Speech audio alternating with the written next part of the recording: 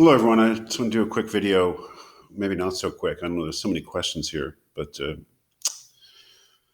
as quick a video as possible in reviewing the Landsberg questions. I don't know if I'll be able to do them all. There's quite a few here. I may jump around a little bit. I think the first question has to do with what are the two theses contained in Voltaire's statement: the human race is the only one that knows that it must die, and it knows this only through its experience. Well, I guess the two, it's been a while since I wrote this question, but I guess that only human beings know that they have to die, that death is waiting for them, that it's a necessity, that it's an unavoidable part of their future, and that we know this through experience. That is, somehow our knowledge of the necessity of death is one that we get through experience. That is, which immediately raises the question of what sort of experience is it that actually clues us into the necessity of death. Number two, what is Shaler's idea of death? Very interesting idea that Landsberg briefly looks at. Max Shaler, a contemporary philosopher of Landsberg, contemporary of Landsberg, said that death was growing old. Death was aging. Death was the process of growing old. This idea that as we get older, we experience death through the narrowing of our horizon, of the shrinking of the possibilities of our future. As our future gets smaller, as our past grows, we feel the weight of the past and the restricted freedom of a narrowing of the future. That's quite an interesting idea.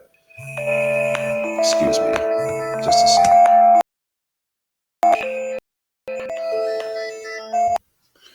Sorry, yes. So it's actually quite an interesting idea, Shaler's idea of what our actual experience of death is, but of course, Landsberg rejects it because it can't be universal, because not everyone has that experience of growing old, unfortunately. What is our dual experience of death? I wanted to highlight that because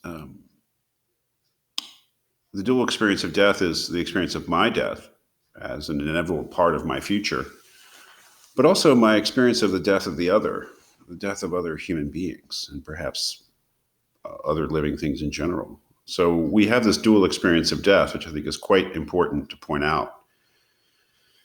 That we have the experience of being mortal, this experience of looking forward to our own deaths, but we also have the experience of observing and experiencing, to a certain degree at least, the deaths of others. On page 196, Landsberg says death is very close to me. Well, I mean, I suppose that may be self-evident what that means, or how so.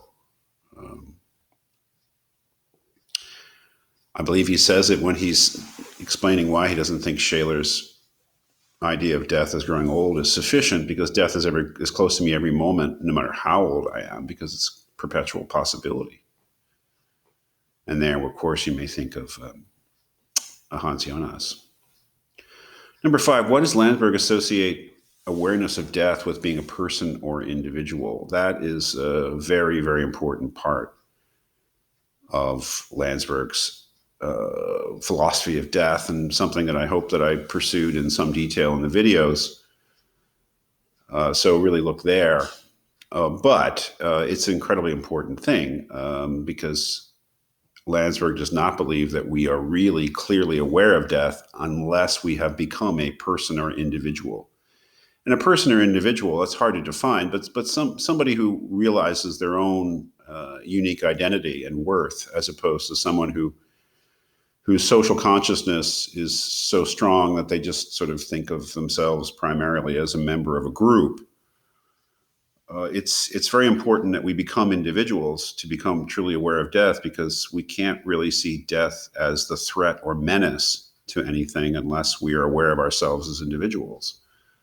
Death, for Landsberg, death reveals itself in its truth when it reveals itself as menace, as threat, as something which threatens to wipe me out as a unique individual. If I just consider myself primarily a member of a group that that plays a certain role within the social whole, then death is not such a big deal because of course I can be replaced. It's only when I realize my worth as an individual, my true personhood, that death reveals itself as the enemy. Of course, this is looking forward. This is why he believes that Christianity is the key here, because it's with Christianity that, in his mind, historically, human beings realize themselves as true individuals. So it's only with Christianity that they realize the true nature of death. According to Landsberg, what is the contrast between Buddhism's promise about life and death and Christianity's promise with regard to life and death? Well, I mean, you can read that for yourself. I'm no expert on that, but my understanding is that he regarded Buddhism as something that would free us from life, the constant, the burden of existing perpetually in some sort of reincarnated form. But I don't know how true that is, But his point really is that Christianity is a victory over death. That it's only in Christianity that human beings regard death as truly the enemy, and Christ is the victor over death. So it's the promise of eternal life that differentiates Christianity from Buddhism. Number 7, Landsberg says on page 199 that the death of one's neighbor is infinitely more than just the death of another. Why? Well, again, his Christianity is very important here. The idea of one's neighbor, one's friend, someone with whom one has personal attachment is the point. He does actually suggest that we can experience in the death of the other something of death itself, because when the loved one dies, when the friend, the neighbor, the family member dies, part of us dies too. So it's not just the death of somebody else. In the case of the neighbor, it's the death of part of myself as well. Number 8, according to Landsberg, why is each death unique? I suppose, well, that's a good question. I mean, the easy answer to that is because each person is unique. What does he actually say? I can't remember. It's been a while since I wrote these questions.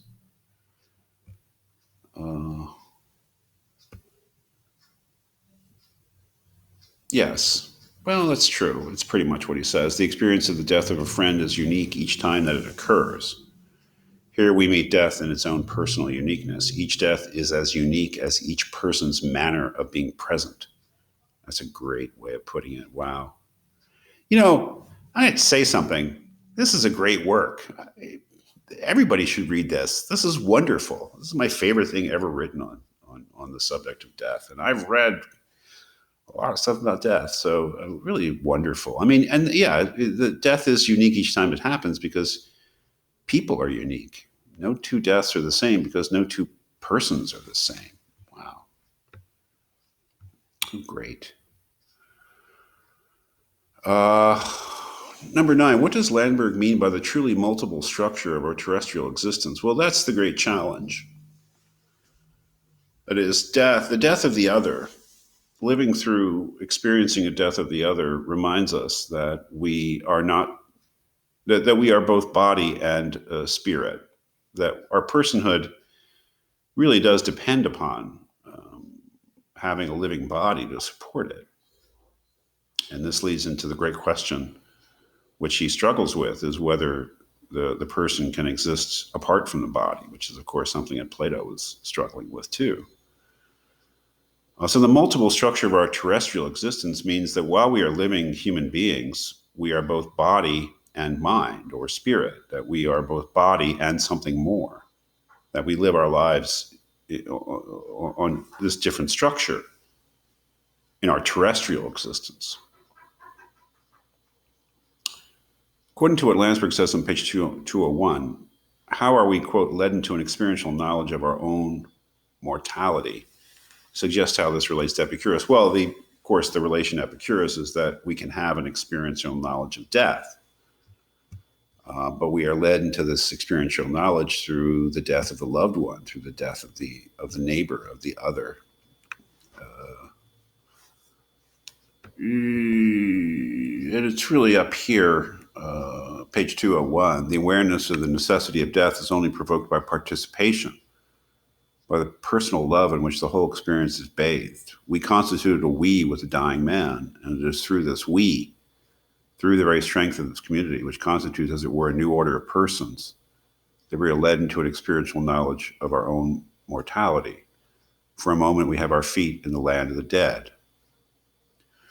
That is, we can have an experiential knowledge of our own mortality, or perhaps even an experiential knowledge of death, only through love, because it's through the loss of the community of the person who's dead that we experience death itself. I mean, if we reach back to what C.S. Lewis had to say in the aftermath of his wife's death, I think that that's perhaps the clearest expression of it that you'll ever get.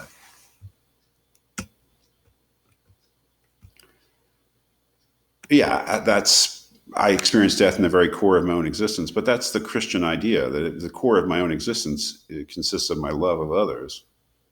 So in their death, I experience death in the core of my own existence. Number 12, according to Landsberg, why is purgatory such an important concept? Because it keeps the dead in some sort of proximity to us. It's such an important concept because we know that the dead are gone, but if they're in purgatory, we can somehow or another reach them, like through prayer. It's a way that we have of maintaining our contact with the dead. Just as he says in that context, the curiosity when people found out that their sons had died in the war, they wanted to know how they died. And that was not morbid curiosity. That was some way of establishing a link with them. Very important here, number 13. On page 205, Landsberg says, death comes from an alien sphere and is introduced, as it were, from outside into our own existence. Does this mean that death is not natural to us? How could that be? Well, it absolutely means that death is not natural to us. That's why I gave you this to read, because it's a sort of astounding thing where a philosopher says death is not natural. Death is natural to animals. And to some degree, of course, we are animals, but we are also persons. And how could that be? How could death be unnatural to us? Because death is not natural to persons. That's the whole point of the problem of death for a person, is that all organisms, of course, die. It's natural for them, but it's not natural on first glance for a person to die, because as a person, I'm more than a body, more than an animal. On page 206, Landsberg says, at the root of all being, there is an act, the affirmation of the self. What does he mean by this? That's a good question. What does he mean by that? Well, take a look. Page 206.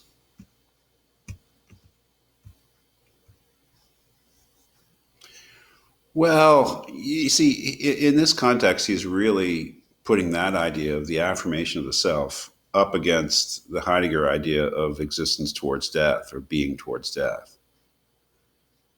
That is, the human being affirms itself as a person, as he says, is a movement towards self-realization and towards eternity.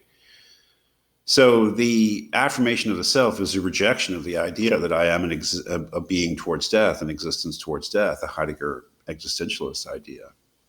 That is, that the human being affirms itself even in the face of death. So the human being demands that they survive death. According to Landsberg, how is hope different from expectation? Well, hope is always for the same thing, right? Hope is built into the structure of human existence, and it's the hope for survival. It's the hope for eternity. It's the hope for the self-realization of the person with God to become what the person's always meant to be, but can only happen after death. Plato believed in immortality, and Landsberg does as well, it seems. Yet, how do their conceptions differ? And why would Landsberg be prompted to say on page 215 of Plato that to him death remained hidden? Well, it remained hidden essentially because Plato was pre-Christian. And if you believe that the truth about death only comes out with Christianity, then anybody who is not familiar with Christianity can't really see death for what it is. And I would say that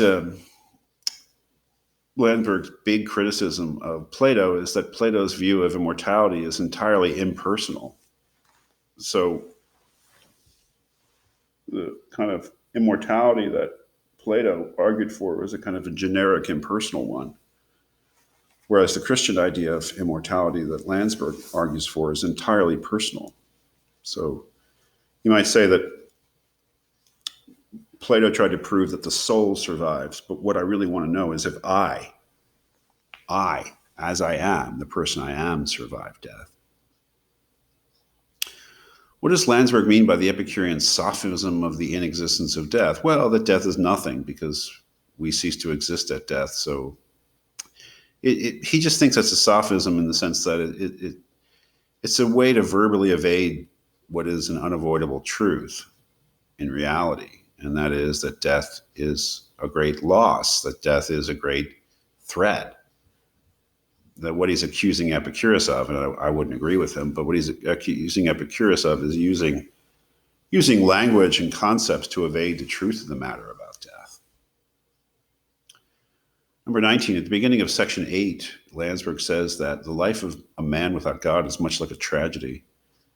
How does the description of the bullfight supposedly show us what that tragedy is like? Well, in the tragedy of the bullfight, we are the bull. Or the bull is us, I should say. That what the bull goes through in the bullfight is like what a human being in a godless world goes through. You come into life, you're with all hope and confidence, and in a world without God, you would realize that the game is fixed, that you are destined to lose, just as the bull is destined to lose the bullfight, because the fight is really not a fair fight. Without the promise of God and eternal life, human beings are living a tragic existence, which I guess is what existentialism said. Yeah, that's right. At the end of the essay, Landsberg says that death can only be the paradoxical culmination of the inner struggle for existence. What does he mean by this? I have no idea. All the way at the end of the essay. What does he mean by this? Let's take a look. Jeez. It's really quite a work. It's so challenging, but it's so great. Let's see.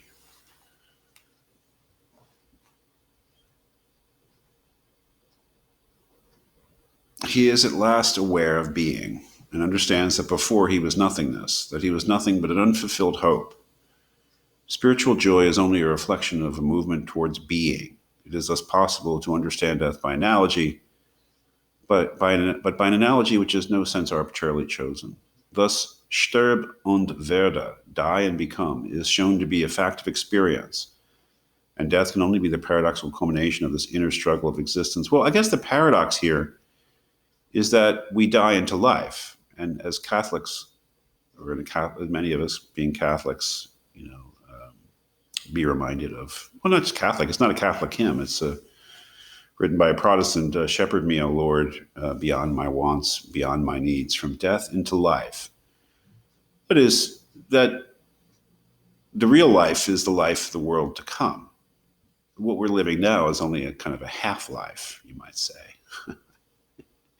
A partial life, a life that is shadowed by death and sin, and that it's only through death that we can really become what we're meant to be. That's the paradox, is that death appears to be the great enemy, but then just becomes revealed as what has to be gone through to become what we really are.